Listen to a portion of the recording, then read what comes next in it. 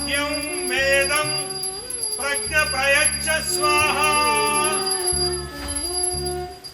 పూజ్యాయ రాఘవేంద్రాయ సత్యధర్మవ్రతాయ చ భజతం కల్పవృక్షాయ నమతం కామధేనువే.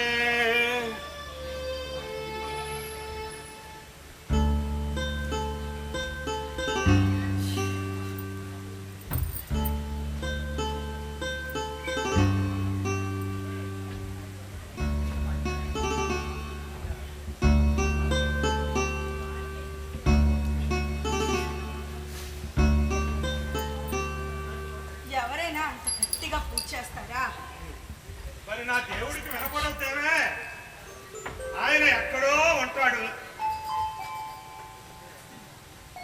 పైగా signals week. అందున దక్షిణామూర్తి పూజ అంటే మాటలు అనుకున్నావా ఏమిటే? ఏదైనా కానివ్వండి, ఈవేళ మీరు ఎలాగైనా ఇంటికి ఏసీ తీసుకురావాలని ఆ దేవుణ్ణి గట్టిగా ప్రార్థిస్తాను. దిగినైంది పొద్దున్న లెగంగానే ఏసీ ఏసీ అని గోల పెడతావు. ఆ మాత్రం ఏసీ లేకపోతే ఉండలేవా ఏమిటే? ఎలా ఉండమంటారండి? ఓ పక్క ఎండలు మండిపోతుంటేను. అయితే ఫ్యాన్ వేసుకో. వద్దు మహాప్రభు, వద్దు. ఆ ఫ్యాన్ గాలి కంటే దాని మూత భరించడం నా వల్ల కాదు కాక కాదు. సరే, ఇప్పుడు ఏం చేయమంటావు? మీరు ఎలాగైనా ఈవేళ ఇంటికి ఏసీ తీసుకురావాల్సింది, లేదంటే నేను మా పుట్టింటికి పోతాను. పుట్టింటికా? నువ్వు పుట్టింట్లో ఇంకెవరు మిగిలిన్నారే? అందరూ కేర్ ఆఫ్ కైలాసమే కదా. అయినా మీ పుట్టింట్లో ఎవరికన్నా ఏసీ ఉందా నాకు చెప్తారు? ఏసీ లేకపోతే చక్కగా వేప చెట్టు ఉంది, దాని కింద మంచం వేసుకుని పడుకుంటే చల్లగా ఉంటుంది. ఇక్కడ అదృష్టం లేదా? సరే సరే, ఇంట్లో గారు రాని అని చెప్తాను. ఏమని? ఏసీ పెట్టించమనా? కాదు, వేప చెట్టు నాటొచ్చింది. అంతేలేండి, ఏ భార్య అయినా నగలు చేయించమని అడుగుతుంది, బట్టలు కొనివ్వమని అడుగుతుంది. నా జీవితానికి నేను అడిగిన ఒకే ఒక కోరిక ఏసీ కొనివ్వమని. ఆ ఒక్క కోరిక తీర్చలేకపోతున్నారు. నా రోగం ఏమిటో నాకు చెప్పరు. ఎన్ని మందులు మింగిచ్చేస్తూ ఉంటారు. ఆ మందుల వేడికి నాకు ఎలా ఉంటుందో తెలుసా? చల్లదనం అనుభవిస్తూ చచ్చిపోవాలి అనిపిస్తుంది. మీకా నా బాధ అర్థం కాదు, అంత నక్కమ్మ. పోనీలేండి, ఈ వేటి నుండి మందులు మానేస్తాం.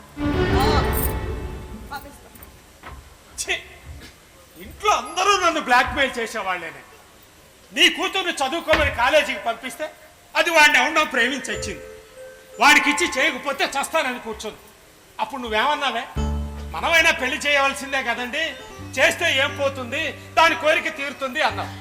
వాళ్ళు కట్నం అడిగి చచ్చారు. ప్రేమ వివాహానికి కట్నం ఏమిటే అన్నాను. దానికేమన్నావే?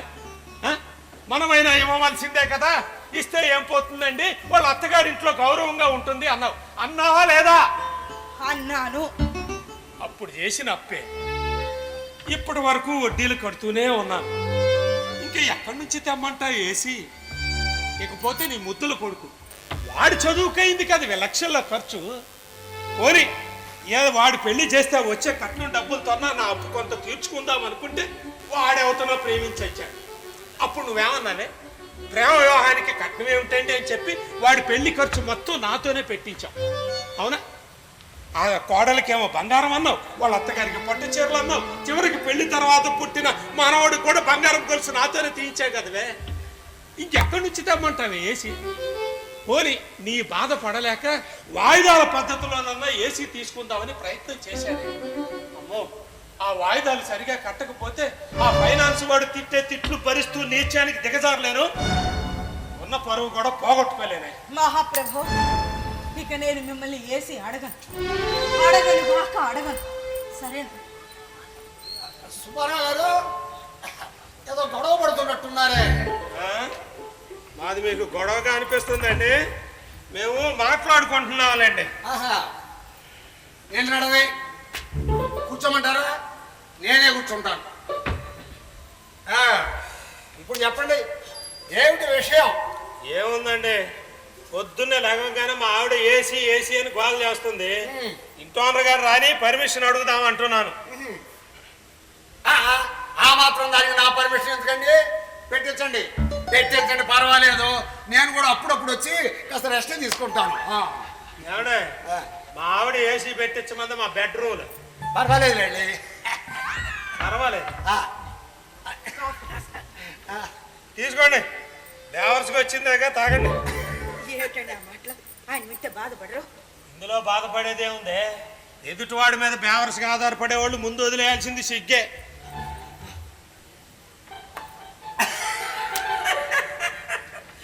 సుబ్బారావు గారు, అసలు బేవర్స్ అంటే అర్థం తెలుసా మీకు?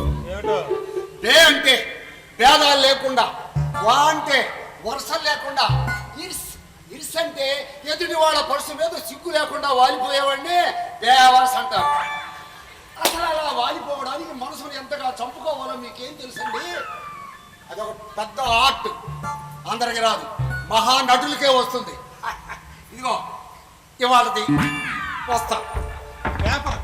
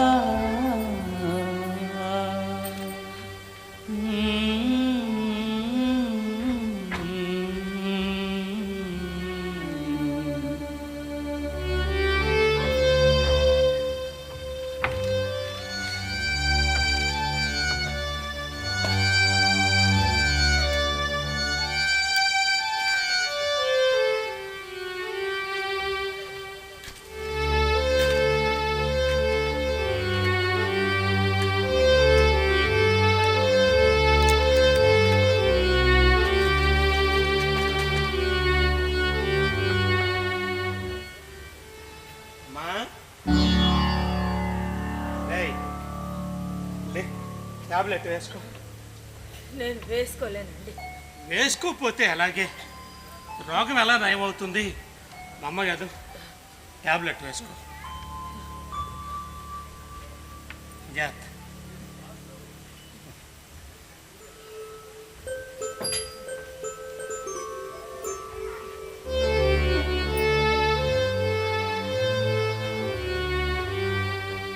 చిన్నగా చిన్నగా.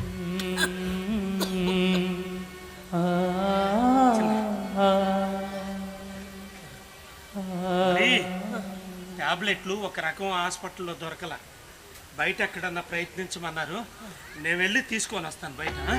నువ్వు జాగ్రత్త. ఏమండి, అమ్మాయి అనితకు ఒక్కసారి ఫోన్ చేయండి. ఎందుకు?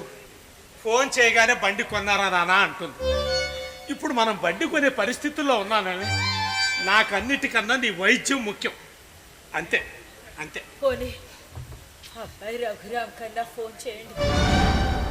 దీని ఫోన్లు ఎన్నిసార్లు చేయమంటావే? తీసే వరకు చెయ్యాలి, తీసే వరకు చేయాలి.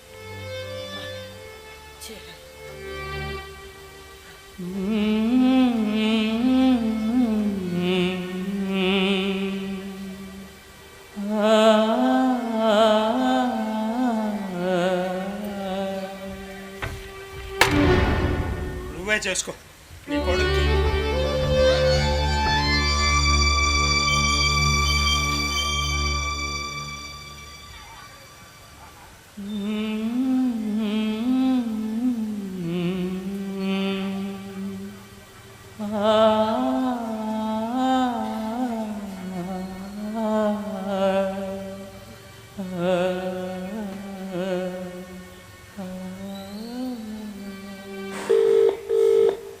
రఘు ఫోన్ లిఫ్ట్ చేయరా రే, నిన్ను చూసి చాలా కాలం అయిందిరా, నీతో మాట్లాడాలని. ఒక్కసారి ఫోన్ లిఫ్ట్ చేయరా రఘు, ఫోన్ లిఫ్ట్ చేయరా. మీరు డైల్ చేసిన సబ్స్క్రైబర్ ఏ కాల్ను స్వీకరించలేదు. సావిత్రమ్మా, సావిత్రమ్మా, కూర్చోమంటావా? నేనే కూర్చుంటాను. అమ్మ సావిత్రమ్మా, ఈ రఘురామ్ అంటే ఎవరమ్మా? మా అబ్బాయేనండి. మీ అబ్బాయా? నేను ఎప్పుడు చూడలేదే. ఎక్కడుంటాడు? ఏ ఊళ్ళోనే ఉంటాడు. ఈ ఊళ్ళోనే ఉంటూ మిమ్మల్ని చూడటానికి ఇంతవరకు రాలేదంటే చాలా చిత్రంగా ఉందమ్మా. వాడు చాలా బిజీ అండి, చాలా బిజీ. అంటే కన్న తల్లిదండ్రులను కూడా చూడటానికి రాలేనంత బిజీ అన్నమాట మీ వాడు. మీ వాడికంటే మన పిఎం మోడీ గారి నయం. అప్పుడప్పుడు ఎంత బిజీగా ఉన్నా వాళ్ళ అమ్మను చూసి వస్తుంటాడు మహానుభావుడు. బహుశా మీ వాడు కూడా పిఎం అయిన తర్వాత మిమ్మల్ని చూడటానికి వస్తాడేమోనమ్మా.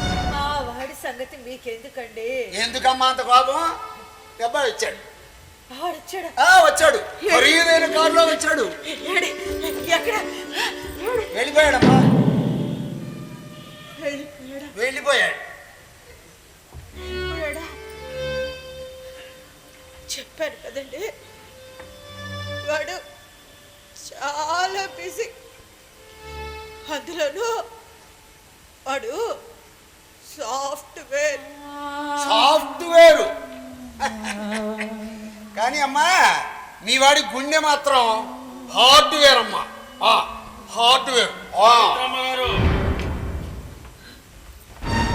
సావిత్రమ్మ గారు ఏమిటా కన్నతల్లిని పట్టుకొని పేరు పెట్టి పిలుస్తున్నావు?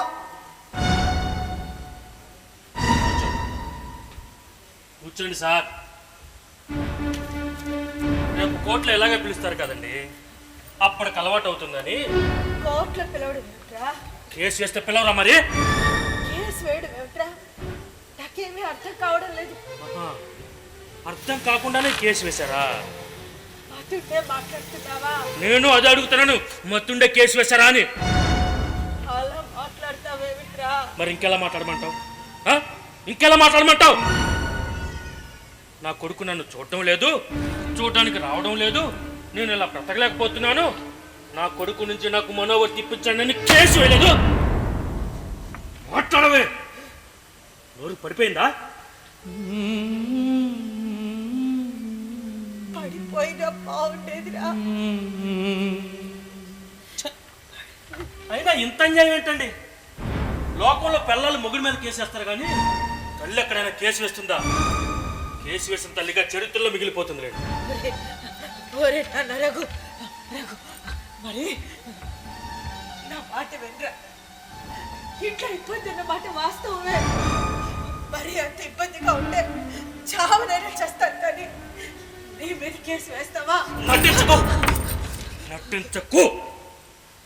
నీకేం తెలియకుండా కేసు కాగితాల మీద సంతకాలు చేసావా? నిజంగా నాకేమీ తెలీదురా. మీ నాన్నగారే ఒక కాగితాలు తీసుకొచ్చి సంతకం పెట్టమన్నారు, నేను సంతకం చేశాను. మీ నాన్నగారు వచ్చాక ఆయన అడుగుదాం. నాన్నగారు కొడుకు మీద కేసు వేసిన తర్వాత కూడా ఆయన నాన్న ఏంటండి? తప్పురా. ఏంటి తప్పు? ఏంటి తప్పు? ముందు వేసిన కేసు వాపస్ తీసుకోమని చెప్పు, లేకపోతే మర్యాదగా ఉండదని చెప్పు. బెదిరిస్తున్నావా? బెదిరిస్తున్నావా మీ నాన్ననే? హెచ్చరిస్తున్నాను. అసలు నీకేం తెలుసని కేసు వేశాడు? నిజమేరా, ఆయనకి ఏమీ తెలియదు. చెరిగిన చొక్కా ఎందుకు వేసుకున్నారో తెలీదు, తగిన చెప్పులతో ఎందుకు నడుస్తున్నారో తెలీదు, మీ చదువుల కోసం పుస్తకాలు ఎందుకు కొన్నారో తెలీదు. ఆయనకున్న చిన్న చిన్న ఆశల్ని కూడా మీ కోరికలు తీర్చడం కోసం ఎందుకు చంపేసుకున్నారో కూడా తెలీదు. కానీ నాకు మాత్రం ఒకటి అర్థమైందిరా, మీ నాన్నగారి గురించి నీకేమీ తెలీదు అని. ఆయన్ని వెనకేసుకురాకమ్మా. అసలు నీకేం తెలుసు? ఈ కేసు వల్ల నా అత్తగారి దగ్గర నాకు ఎంత పరుగు పోయిందో తెలుసా? చివరికి నా పిల్ల అడిగింది ఇలాంటి కేసు తల్లి ఎక్కడైనా వేస్తున్నా అని. ఏమని చెప్పమంటావు? ఏమని చెప్పమంటావు? తల్లికి కూడా ఆకలి ఉంటుందని చెప్పు. కొడుగ్గా మమ్మల్ని చూసుకోవాల్సిన బాధ్యత నీదేనని చట్టంలో రాసి ఉందని చెప్పరా నీ పెళ్ళానికి? చట్టం ఏదన్నా చెప్పనివ్వండి, ముందు ఈ కేసు వాపస్ తీసుకోండి. తీసుకోకపోతే చాలా దూరం వెళ్ళాల్సి ఉంటుంది. అంత దూరం వెళ్ళే బదులు రోజు మీ అమ్మతో మాట్లాడొచ్చు కదా. కేసు వాపస్ తీసుకుంటాను. రోజు మీ అమ్మని చూసుకుంటావా? కేసు వాపస్ తీసుకుంటాను. నీ దృష్టిలో తల్లి అంటే విలువ లేకపోయినా చట్టం దృష్టిలో తల్లికున్న విలువేమిటో తెలియజెప్పటానికే వేశాను ఈ కేసు. రేపు నాకు ఏదైనా అయి నేను పోతే నన్ను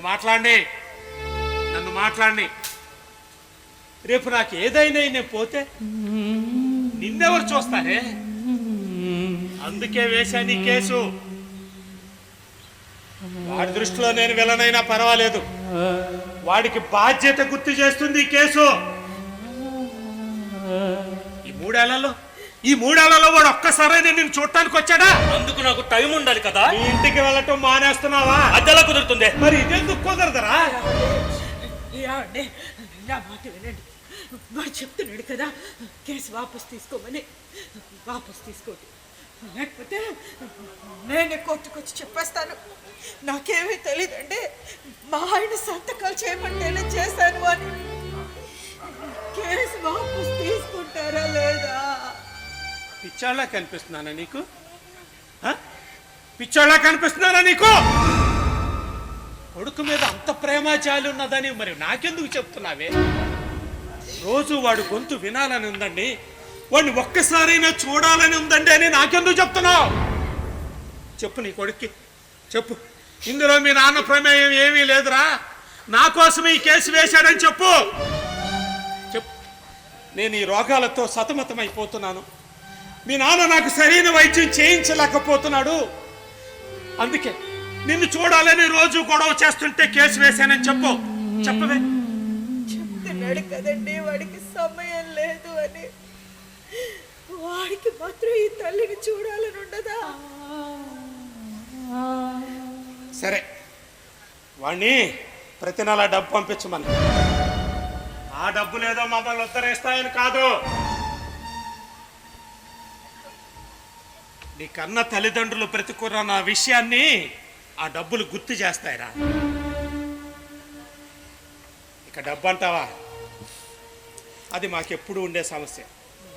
మేము మా రోజుల్లో మా తల్లిదండ్రులకి డబ్బు పంపించేవాళ్ళం, పోస్ట్ ఆఫీస్కి వెళ్ళి మరీ మనీ ఆర్డర్ చేసేవాళ్ళం. ఇప్పుడు మీకు ఆ శ్రమ అక్కర్లేదు నాయన. ఫోన్ పేలు గూగుల్ పేలు వచ్చాయి కదా, క్షణాల్లో వచ్చి పడుతుంది డబ్బు. తల్లిదండ్రులకి డబ్బు పంపించాలన్న మనసు మీకు ఉండాలే కానీ. ఇప్పుడు అర్థమైంది నాకు, అంటే డబ్బు కోసమే ఈ కేసు వేశారన్నమాట. ఛీ, డబ్బు కోసం కొడుకుని కోర్టుకి పిలుస్తారా? ఏంటమ్మా ఇది? రోజు అర్ధరాత్రి ఫోన్ చేసి విసిగిస్తుంటావు, అది చాలా దన్నట్టు ఏంటి గోళ? నీ గొంతు వినాలని చేస్తుందిరా ఫోన్. ఇక ముందు వినలేనేమోనన్న భయంతో చేస్తుంది ఫోన్. అప్పు మాకు అవసరం లేదురా, కేవలం బ్రతకటానికే కావాలి. అందుకే మాలాంటి మధ్య తరగతి వాళ్ళకి ఆ దేవుడు డబ్బు అనే సమస్య పెడుతూనే ఉంటాడు. దానికోసమైనా ఆయన్ని పూజిస్తామని ఆశ. అప్పుడప్పుడు మేము పూజిస్తూనే ఉంటాం, మాకు అది చేయి దేవుడా, ఇది చేయి దేవుడా అని కోరుతూ ఉంటాం. రే, అప్పుడప్పుడు మా కోరికలు తీరుస్తుంటాడు రావు.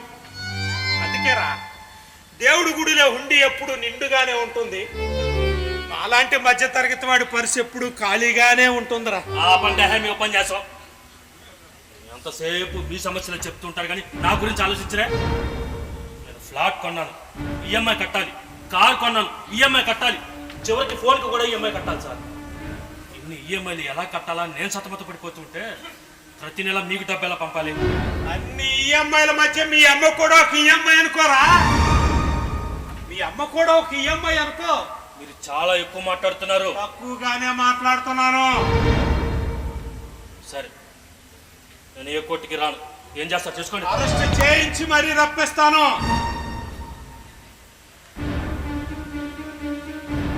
అరెస్ట్ చేయించి రప్పిస్తారా? సరే, మీకు నా నుండి మనోవర్తి కింద ఒక్క రూపాయి కూడా రాకుండా కోర్టు నుంచి ఎలా తప్పించుకోవాలో నాకు బాగా తెలుసు. బాగా తెలుసు. ఇక నుంచి లాయర్ కూడా ఈఎంఐ అని అనుకుంటాను.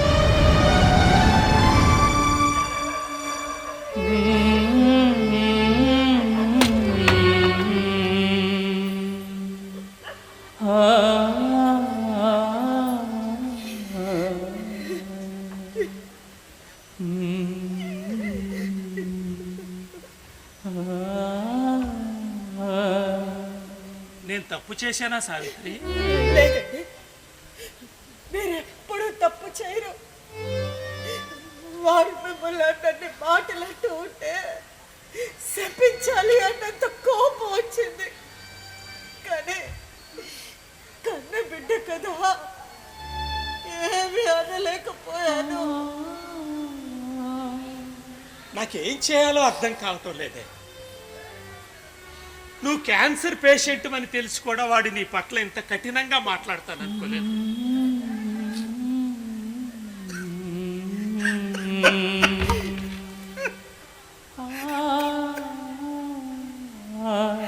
సావిత్రి, ఎందరూ నా నుండి వెళ్ళిపోయినా నాకు భయం లేదే.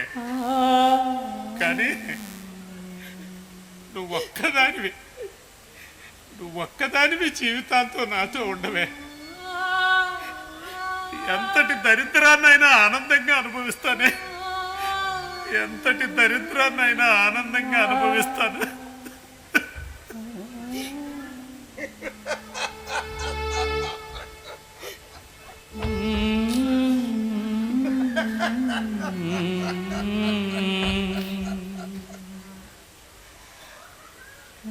అమ్మా సావిత్రమ్మ, ఇన్నాళ్ళు నాకు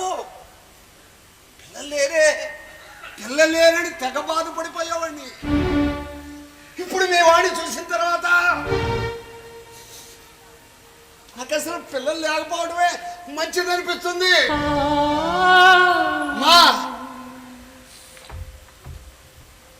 మీ కొడుకులా లేడమ్మా. గత జన్మలో అప్పుల వాడి మాదిరిగా ఉన్నాడు. నీ కొడుకు బాకీ ఈ జన్మలో తీరదమ్మా. ఈ కొడుకు ఈ బాకీ ఈ జన్మలో తీరదమ్మా. ఈ జన్మలో తీరదు. వస్తానమ్మా, వస్తాను.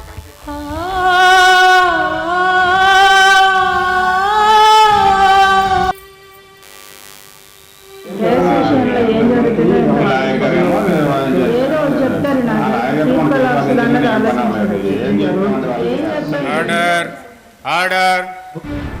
ఇది కోర్టు హాలు. నిశ్శబ్దంగా ఉండండి. ఆవిడ మీకేమవుతారు? మా అమ్మగారు ఎవరు? కొడుకుగా ఆవిడని చూసుకోవాల్సిన బాధ్యత నీకుంది కదా. చూసుకుంటున్నానండి. చూస్తే కేసు ఎందుకు వేస్తారు? వాళ్ళకి తృప్తి లేదు సార్. నన్ను బాగా ఇబ్బంది పెట్టాలి. దానివల్ల వాళ్ళకేంటి లాభం? మా నాన్నగారు బాధ్యత లేని వ్యక్తి సార్. పైగా తాగుపోతూ తిరిగిపోతూ పేకాడతారు సార్. మీరేమంటారు? యువరానర్, దయచేసి నేను మాట్లాడచ్చా? ఆయన అడిగితే మీరు మాట్లాడతానంటారేంటమ్మా? సార్, ఒక మగవాడి మంచి లక్షణం కానీ అవలక్షణం కానీ చెప్పగలిగేది భార్య లేక తల్లి.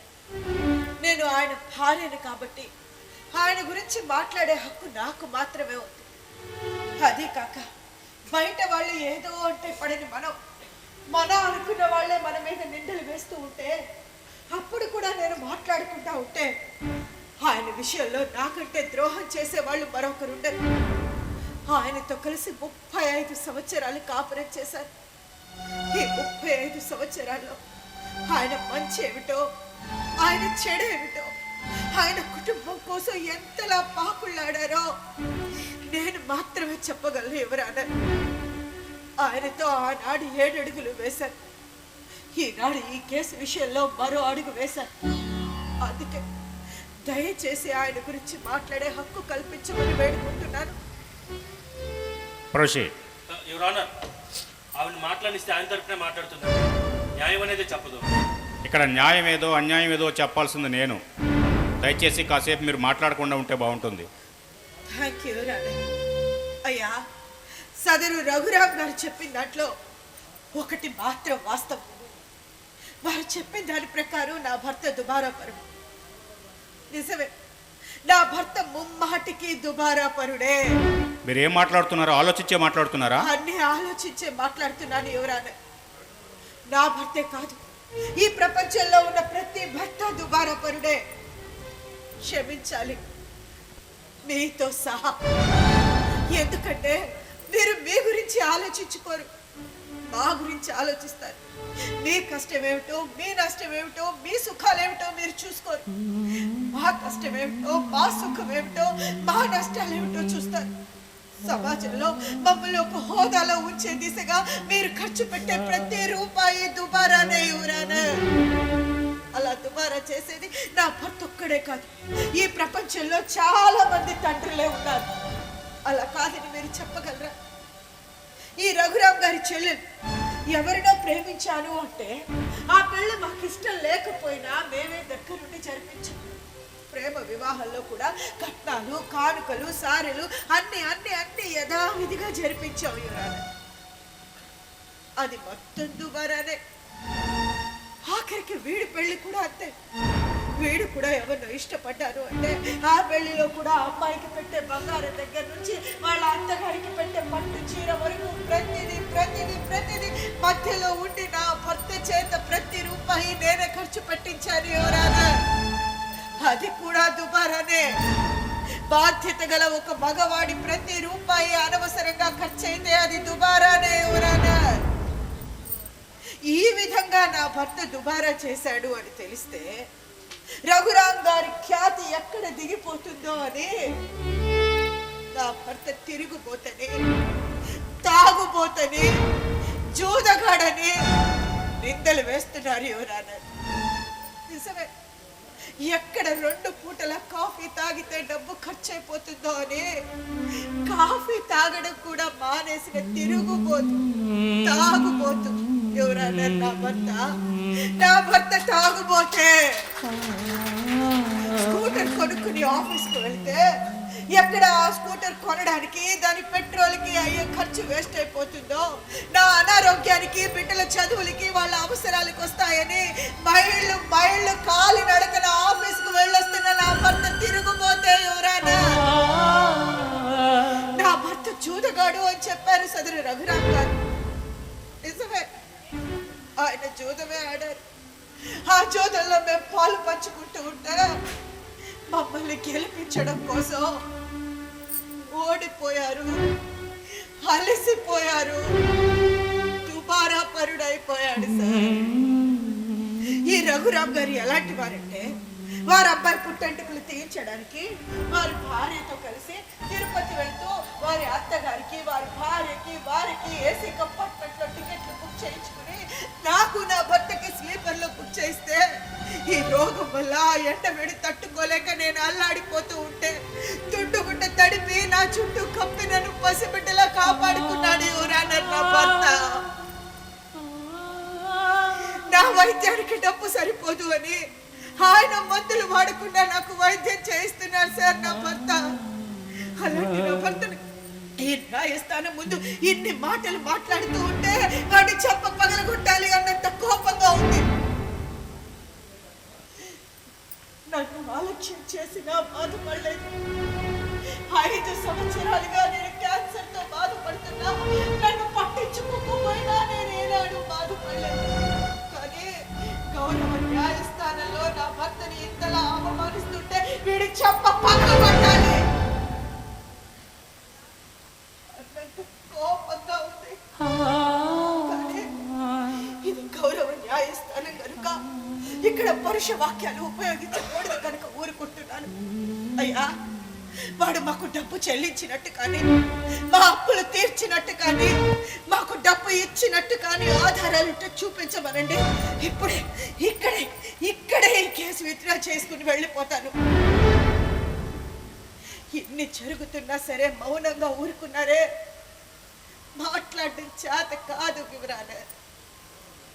కేవలం మన అనుకున్న పిల్లలే మన మీద నిందలు వేస్తుంటే ఏ తండ్రి అయినా అలా మౌనంగానే ఉంటాడు. అంతేకాని వాళ్ళ మీద కేసులు వేసి రోడ్డుకి లాగాలి అని ఏ తల్లి తండ్రి అనుకోరు ఎవరానా. మరి ఈ కేసు వేయడం అనేది రోడ్డుకు లాగడమే కదమ్మా. మీరు చెప్పిన దాని ప్రకారం మీ భర్త మీరు కలిసి కేసు ఎందుకు వేసినట్టు? స్వార్థం ఎవరానా. ఎక్కడ తన చేయి దాటిపోయి డబ్బు లేక నాకు వైద్యం అందించలేకపోతారో నేను ఏమైపోతానో అన్న బాధతో ఈ కేసు వేసి ఇక్కడ నిస్సహాయంగా నుంచున్నారే కానీ వేరే ఉద్దేశం కాదు ఎవరన్నా. నేను ఈరోజు ఈ కోర్టుకి రావడానికి కూడా కారణం మా బిడ్డ నుంచి మేము ఏదైతే కోరుకుంటున్నామో దయచేసి దాన్ని మాకు ఇప్పించమని, ఆ ఇప్పించే బాధ్యత ఈ న్యాయస్థానానికి ఉందని వేడుకోవడానికి వచ్చాను ఎవరన్నా. దయచేసి మా బిడ్డ నుంచి మేము ఏది ఆశిస్తున్నామో అది మాకు ఇప్పించండి. రఘురామ్, మీరు మీ నాన్నగారికి డబ్బు ఇచ్చినట్టు కానీ అకౌంట్లో వేసినట్టు కానీ ఆధారాలు ఉన్నాయా? ఆధారాలు ఏమైనా ఉంటే తర్వాత నిరూపించుకోండి. ప్రస్తుతానికి ఇంటీరియర్ మెయింటెనెన్స్ ఆర్డర్ కింద ఆమెకు మనోవర్తి చెల్లించవలసిందిగా తీర్పిస్తున్నాను. The court is ఎడ్జార్న్డ్.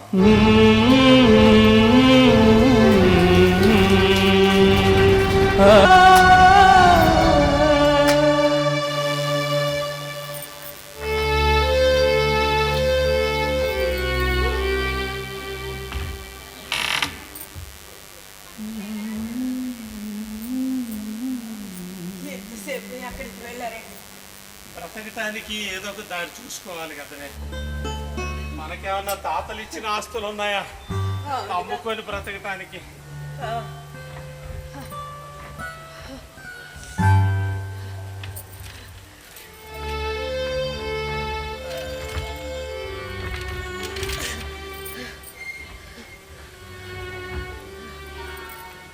సావిత్రి, నువ్వు మందులు వేసుకున్నావా? లేదండి. అబ్బా, నీకు చెప్పి చెప్పి నా ప్రాణం పోతుంది. ఆ రోగం ఏదో నాకు వచ్చినా బాగుండు అనిపిస్తుంది. సుబ్బారావు గారు కూర్చోమంటారా? నేనే కూర్చుంటాను. సుబ్బారావు గారు, ఇవాళ పేపర్ చూసారా? మా పేపర్ మమ్మల్ని ఎక్కడ చూడనిస్తున్నారండి? మా పేపర్ చూడాలన్నా మీ పర్మిషన్ కావాల్సి వస్తుంది. మీరు ఊళ్ళో బాగా అప్పులు చేస్తున్నారంటగా? అవసరం అయితే చేస్తామండి, చేయక తప్పుతుందా? ఏ మీ ఇంట్లో అద్దెకున్న వాళ్ళు అప్పులు కూడా చేయకూడదని మరో రూల్ ఏమన్నా ఉందా? అవునండోయ్, అలాంటి రూల్ ఏదో పెట్టాల్సిందే. లేకపోతే మీరు ఇష్టం వచ్చినంత ఊరంతా అప్పులు చేసి అవి తెచ్చకపోతే ఆ అప్పులు వాళ్ళు వచ్చి మిమ్మల్ని బండ బూతులు తిడుతుంటే మధ్యలో పోయేది ఎవరు పరువు అండి? మా ఇంటి పరువే కదా. మీకు ఆ శ్రమ ఏం అక్కర్లేదులేండి, నా అప్పులు నేనే తీర్చుకుంటాను. తీర్చకపోతే? తీర్చుకుంటానండి. ఒకవేళ తీర్చలేకపోతే ఐపీ పెడతానండి. ఆహా, అయితే కోర్టు చుట్టూ తిరిగి చాలా విషయాలు నేర్చుకున్నారనమాట. పోలేండి, ముందే చెప్పారు. నువ్వు వడ్డీ డబ్బులు కాసిపడి మీకు అప్పిద్దాం అనుకున్నాను. పీక్కోలేక లాక్కోలేక వచ్చేవాళ్ళు. ఇంతకు మీరు ఎందుకు వచ్చినట్టు? ఏమండో, మీకెవరో ఇక అప్పులు ఎవరు ఈ ఊళ్ళో? అదేంటి, అది మీరు ఎలా చెప్తారు? ఏం చెప్పడం కాదండి, మీ అబ్బాయి ఇదిగో తాటికాయంత అక్షరాలతో ఈ పేపర్లో ప్రకటన ఇచ్చాడు చూడండి. మా తండ్రి అయిన సుబ్బారావు గారు చెడు వ్యసనాలకు అలవాటు పడి ఊరంతా అప్పులు చేస్తున్నారు.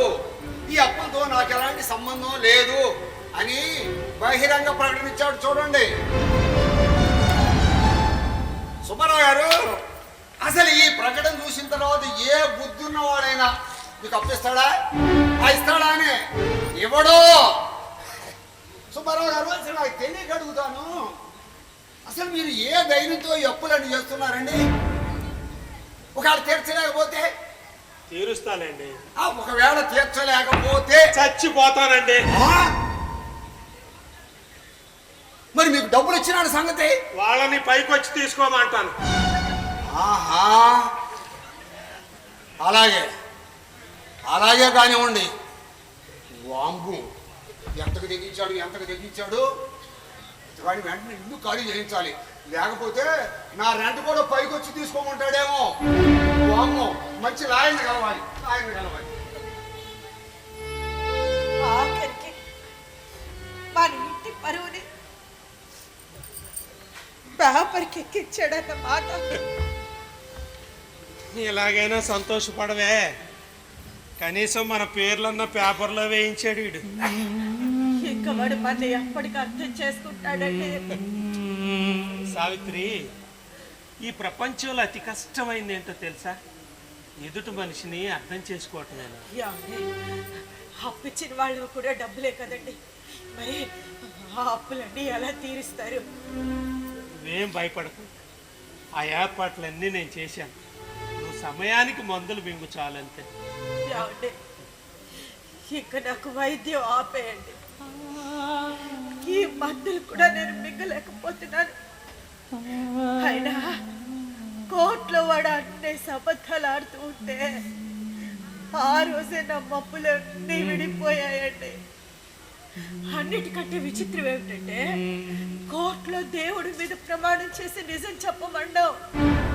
మరి దేవుడి మీద ప్రమాణం చేసి అన్ని అబద్ధాలు చెప్తూ ఉంటే ఆ దేవుడు కోర్టు గోడలు బద్దలు కొట్టుకుని బయటికి రాడే, బద్దకిస్తాడే. అలా బద్దకిచ్చేవాడిని దేవుడు అని అలా అంటారండి. ఏదేమైనా మీకు చేతులెత్తి దండం పెట్టాలండి.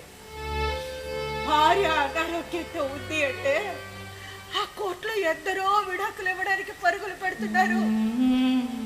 కానీ మీరు అలా కాదండి, మనుషుల్లో దేవుడండి మీరు.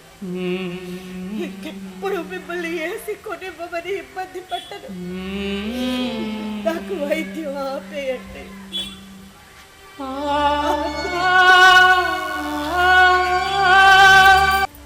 రాకపోతే ఎలాగమ్మా? అమ్మా, నా మాట వినండి అమ్మా. ఇంతకాలం మీరు రాకపోయినా నేనే ఎలాగోలా మేనేజ్ చేసుకుంటూ వచ్చాను. ఇప్పుడు కూడా రాకపోతే ఎలాగా? తప్పదు, నువ్వు వస్తున్నావా అంతే. అంతే. సుబ్బారావు గారు కూర్చోమంటారా?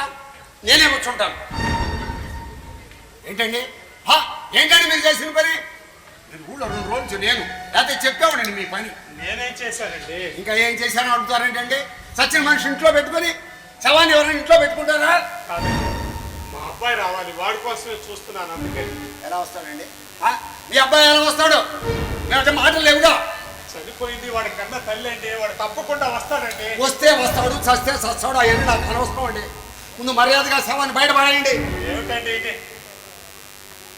నా పరిస్థితి తెలిసి మీరు నన్ను పరామర్శించడానికి వచ్చారనుకున్నాను. ఎంత కఠినంగా మాట్లాడతారనుకోలేదండి. అవన్నీ నాకు అనవసరం అండి.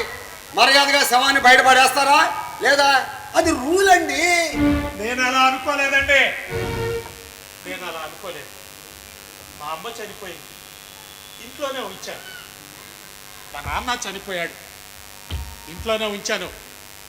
మనిషి ప్రాణం పోయినంత మాత్రాన దాని విలువ తగ్గదు. అది తండ్రి అయినా తల్లి అయినా చివరికి మీరైనా. అది మీ కొంత కొంప, సొంత కొంప. ఇదే అద్దె కొంప. ఇక్కడక్కడ కుదరదు.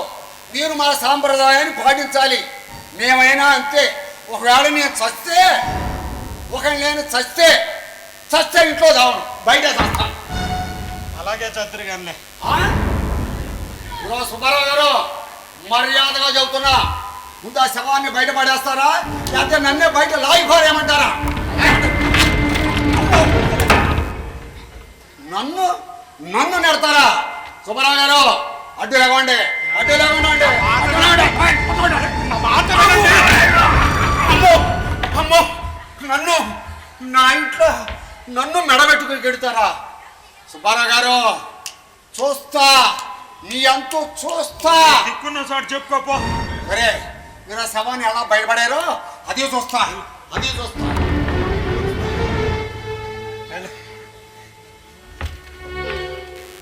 ఏంటండి ఇది? చెల్లి చెప్పేంతలో తెలియలేదు, అమ్మ చనిపోయిందంటగా. ఎప్పుడు చనిపోయింది? 2 రోజులు అయిందిరా. మరి నాకెందుకు ఫోన్ చేయలేదు? నేను చేశానురా, నువ్వు తీయలేదు. మెసేజ్ కూడా చేశాను, నువ్వు చూడలేదు. చేశానులేండి మెసేజ్. ఆయన ఏమని చేశారు? మీ అమ్మ చనిపోయిందని నీకు తెలియజేస్తున్నాను, తొందరపడి రాకు, 2 రోజులు ఆగిరాని మెసేజ్ చేస్తారా? అంటే తల్లి చనిపోయిన తర్వాత కూడా కొడుకు చూడడానికి రాలేదని నలుగురిలో నా పరుగు తీయటానికేగా? పైగా ఇప్పుడు ఇంటి ఓనర్తో గొడవ పడ్డారట. వాడు మీ అమ్మను బయట పడేయమన్నాడు. అమ్మనలేదు, శవాన్ని అన్నాడు. నా దృష్టిలో ప్రాణం పోయినంత మాత్రం అది శవం కాదు, శవం కాదు. సరేరా, నేనేదో తొందరపడ్డాను కానీ ఇదిగో ఈరోజు వెళ్ళి రేపురా. అసలు ఏం మాట్లాడుతున్నారో అర్థమవుతుందా? రేపు రావటం ఏంటి? ఒరేయ్, మీ అమ్మ తన జీవితంలో నన్ను ఒకే ఒక్క కోరిక అడిగిందిరా. మందుల వేడి, రేడియేషను, కీమోథెరపీలు భరించలేకపోతున్నానండి, ఒక్క ఏసీ కురిపెట్టండి అని. అది బ్రతికున్నన్నాళ్ళు దాని కోరిక తీర్చలేకపోయాను. కానీ అది చనిపోయిన తర్వాత మాత్రం దాని శరీరాన్ని ఐస్ బాక్సులో ఉంచగలిగాను రా. ఐస్ బాక్సులో ఉంచాను.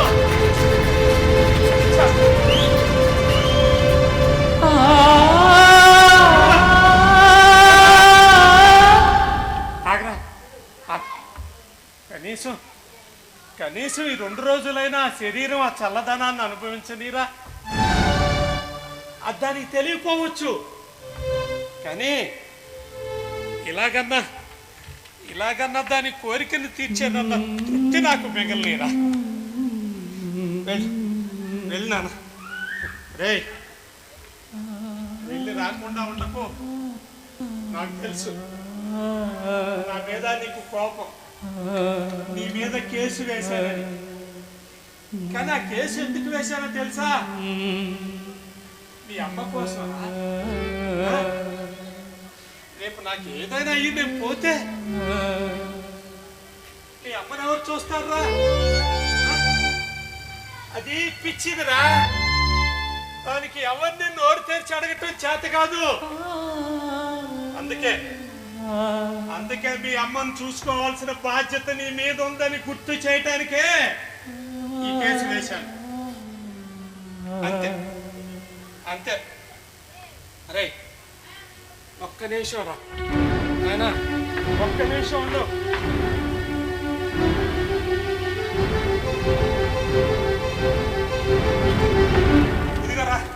ఇదిగో నువ్వు కోర్టు ద్వారా మీ అమ్మకి చెల్లించిన మనోవర్తి.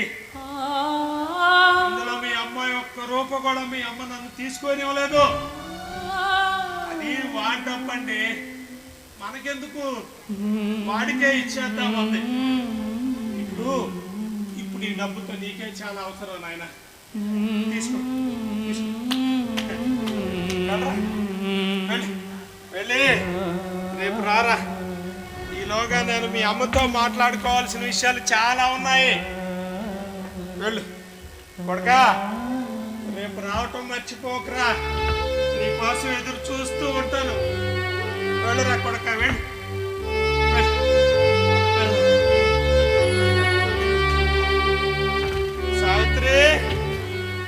సావిత్రి, నన్ను వదిలేసి నువ్వు వెళ్ళిపోయావే, నేను ఇక్కడ ఒంటరిగా ఉండలేకపోతున్నాను. అందుకే నీ దగ్గరికే వచ్చేద్దాం అనుకుంటున్నానే, నీకు తోడుగా వచ్చేద్దాం అనుకుంటున్నాను. ఏమంటావు? ఏమంటావు?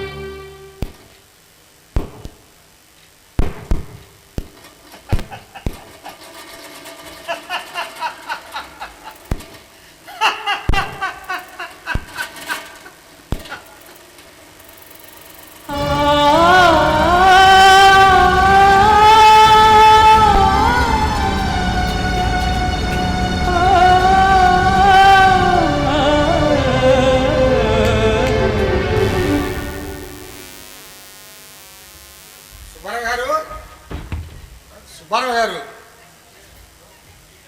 రాత్రి అంతా నేను బాగా ఆలోచించానండి. తప్పు నాదే. మారు నన్ను అడిగింది, ఒక ఒకవేళ నేను చచ్చిపోతే నన్ను కూడా బయటపడేసి ఇంట్లో కూర్చొని ఏడుస్తారా అని. ఇది ఎంత ఇతరుల మీద వాలిపోతున్నా నేను మనిషిని, నాకు మనసు ఉంటుంది. ఆ తల్లి చేతి కాఫీ తాగిన విశ్వాసం ఉంటుంది. సుబ్బారావు గారు, ఇక్కడే ఉంచండి అయ్యా, ఇక్కడే ఉంచండి, ఇక్కడే ఉంచండి. మీకు తోడుగా మీ అబ్బాయి వచ్చే వరకు నేను కూడా ఇక్కడే ఉంటాను. కూర్చోమంటారా? నేనే కూర్చుంటాను.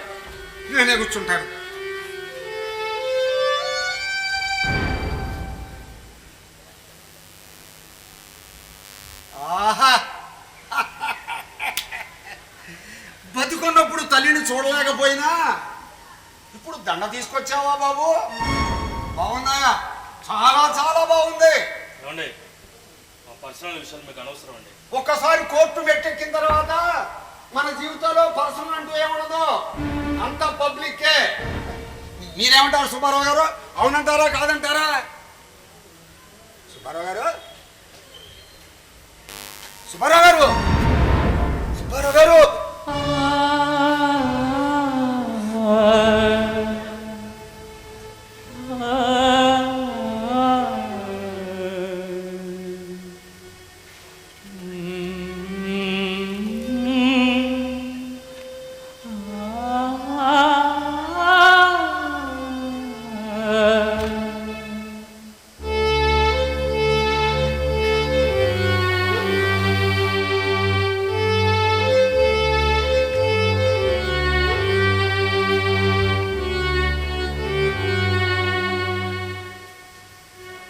ధనంజయ్ గారు, నన్ను క్షమించండి. మీ మీద నేను చేయి చేసుకున్నాను. నా పిల్లల మీద కూడా ఇంతవరకు నేను చేయి చేసుకోలేదండి. అలాంటిది మీ మీద చేయి చేసుకున్నాను. నా భార్యను బయటపడేయమన్నందుకు నాకు కోపం వచ్చింది, అందుకే చేయి చేసుకున్నాను. నన్ను క్షమించండి. నేను ఓడిపోయానండి. ఈ లోకంలో నాకు బ్రతకాలని లేదు, అందుకే ఆత్మహత్య చేసుకుంటున్నాను. దయచేసి నేను ఆత్మహత్య చేసుకున్న విషయం ఎవరికీ తెలియనివ్వదు. తెలిస్తే మీ కుటుంబ ప్రతిష్టతకి దెబ్బ వస్తుంది. దయచేసి నన్ను మన్నించమని కోరుతూ మరొకసారి సెలవు.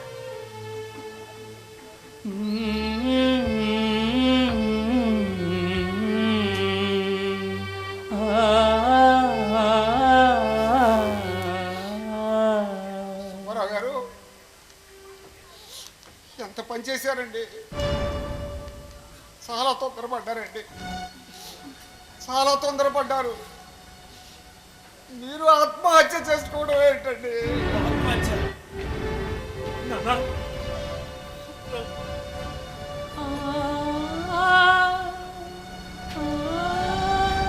ధనంజయరావు గారు, దయచేసి మా నాన్న ఆత్మహత్య చేసుకున్న సంగతి బయట ఎక్కడ తెలియనొకండి సార్.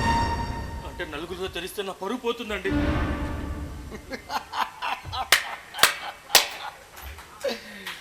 తప్పు లేదు రఘురాం, మీ నాన్నగారు ఇలాంటి నిర్ణయం తీసుకోవడంలో ఏమాత్రం తప్పు లేదు. ఎక్కడ నా తండ్రి శవాన్ని పోస్ట్ మార్టం పేరుతో కుట్టు వేయటం, కోయటం నాకు ఇష్టం లేదు అంటావని ఎంతో ఆశపడ్డానయ్యా. పొరపాటు పడ్డానయ్యా. వాడు బ్రతుకున్నంత కాలం బరువు బరువు అని బాధపడిన నువ్వు ఇప్పుడు పరువు కోసం పాకులాడుతున్నావు. పరువు పరువు పరువు, తూదిని అమ్మ పరువు. అది ఎంతో బరువు నువ్వు ఎప్పుడు తెలుసుకుంటావయ్యా? నా ఇంట్లో చనిపోతూ కూడా నా ఇంటికి నాకు ఎక్కడ చెడ్డ పేరు వస్తుందోనని నా గురించి, నా ఇంటి గురించి ఆలోచించిన మహానుభావుడయ్యా నీ తండ్రి. అలాంటి వాడు నీ గురించి, నీ భవిష్యత్తు గురించి ఎంతగా ఆలోచించి ఉంటాడో, ఎంత కష్టపడి ఉంటాడో నువ్వు ఎప్పుడైనా ఆలోచించావా?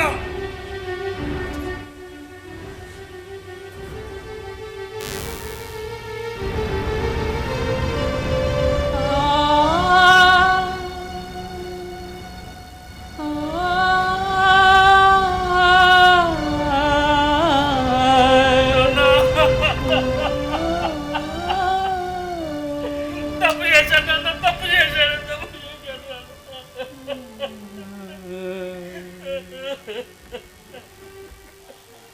ఇప్పుడు ఏడ్చి ఏం ప్రయోజనం? నువ్వెంత ఏడ్చినా ఆగిపోయినా ఆ గుండె తిరిగి కొట్టుకోదు. నువ్వెంత బాధపడినా పోయినా ప్రాణాలు తిరిగి రావు. ఏం చేసినా బతికున్నప్పుడే చేయాలి, బతికున్నప్పుడే చేయాలి. తల్లిదండ్రుల ప్రేమ ఓ చెరిగిపోని చిరునామా.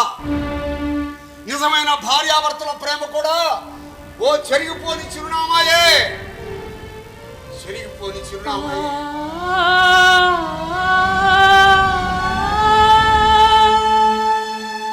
నేను లేనని తెలిసాక విషాదాశ్రువులను వర్షిస్తాయి నీ కళ్ళు, కానీ అదంతా నా కంటపడదు. ఆ విలాపం ఏదో ఇప్పుడే నా సమక్షంలో కానిస్తే కూడా నీవు వేసే పుష్పగుచ్చాలు నా పార్థివ దేహం ఎలా చూడగలదు? అందుకే అవేవో నేను ఉన్నప్పుడే పంపరాదా, చూసి మురిసిపోతాను. నేను పోయిన తరువాత నా గురించి 4 మంచి మాటలు పలుకుతాను, కానీ అప్పుడు అవి నా చిన్న పడవు.